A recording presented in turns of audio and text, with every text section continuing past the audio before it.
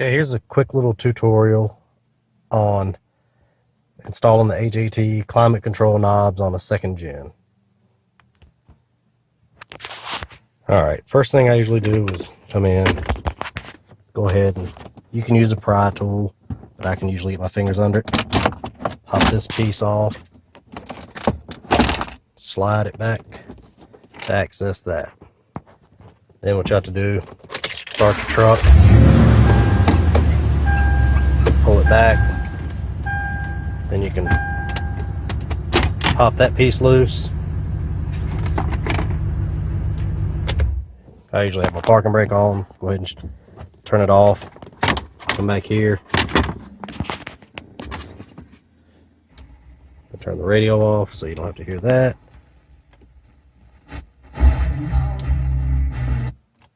Alright, and with mine being SR5, I've got the one clip back here to unhook, and we can get that out of the way. I just set it over there. Yeah, it's a little dirty. And reach under. That compartment pops out. Got cigarette lighter. Pop that one. And your accessory plug. Put it on the side. Reach under. Pop that a little bit.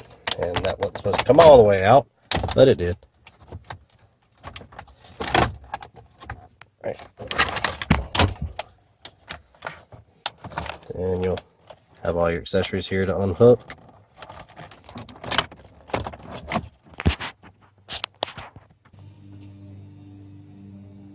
Alright, now that I've got it out, I've got it on the workbench. You've got 1, 2, 3, 4,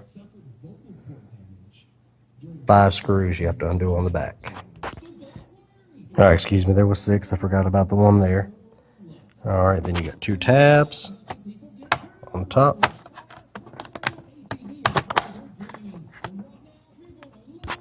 You want to make sure you're clicked all the way, like your knobs are off, like your controls are off. These I've already put back on. This one's going to throw you off a little because the center on that's different. But all you do, line it up like so. Get your hole lined up. You want to be facing the same direction as your others, and just snap on. Alright, I'm going to put this back together and put it back in the dash and let y'all see. Alright, all button back up. All 6 screws back in. Now that's where I'll walk it over to the truck and get it put back in. Alright, back in.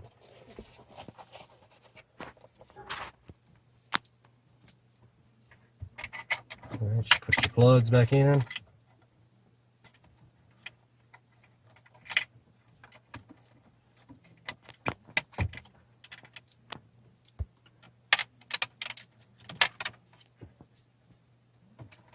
And depending on the model you got, you may have extra plugs just laying around. And just slip it back under. Line it up. Work your wires around because they may be hanging you up a little bit.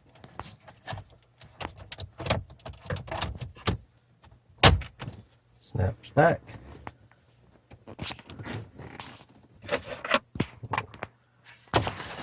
And get your shifter panel back.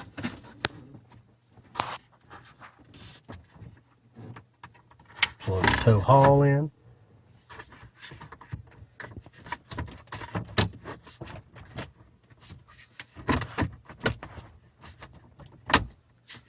That.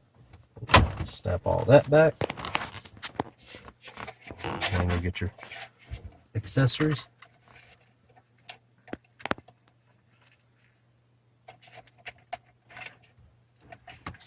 clips in. Trim piece. Slide it under. And done. Now you want to see them on.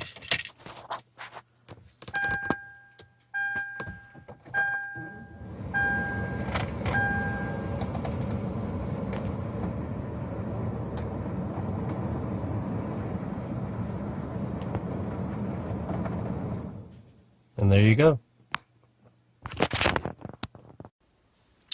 Hey guys, Adam with AJT Design here with just a little bit of a supplement to the video, mainly regarding the position of these little white gears relative to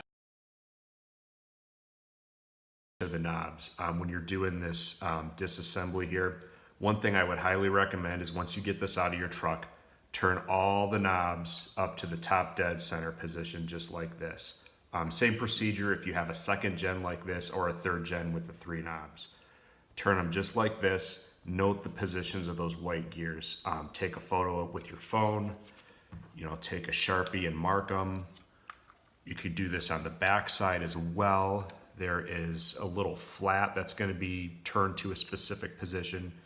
And it's a really good idea just to mark all those and know where they're at before you take it apart. Now this is a panel that I've had for several years. This has been completely taken apart, put back together. So these positions are all off. If you went to put this back into an actual truck, the controls would be all messed up. And that's what I'm trying to avoid, having anybody do that.